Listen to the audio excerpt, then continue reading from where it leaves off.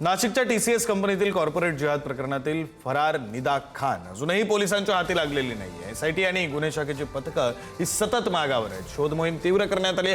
Laptop आणि मोबाईलमधील महत्त्वाचा data नष्ट केल्याचा संशय आहे। तांत्रिक तपासातून काही ईमेल्स पथकाच्या हाती लागलेत, तर कंपनीत उच्च पदावर असलेल्या खाननं अधिकाराचा गैरवापर केल्याचा आरोप आहे। संशयितांना चिथावणी दिल्याचं तपासामध्ये निष्पन्न झालंय।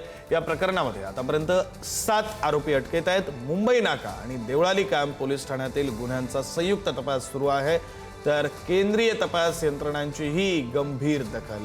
आज अश्विनी चेनानीला न्यायालयात हजर करण्याची शक्यता आहे।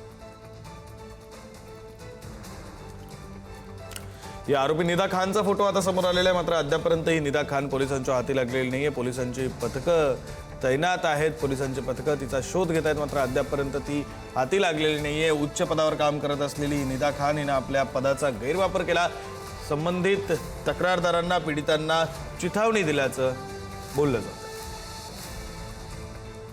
एसआयटीसह गुन्हे शाखेकडून निदा खानचा शोध घेण्याचं काम सुरू आहे। लॅपटॉप आणि मोबाईलमधील महत्त्वाचा डेटा तिने नष्ट केल्याचाही संशय आहे। शिकूया AI ची क्रांती, चला करूया MSCIT।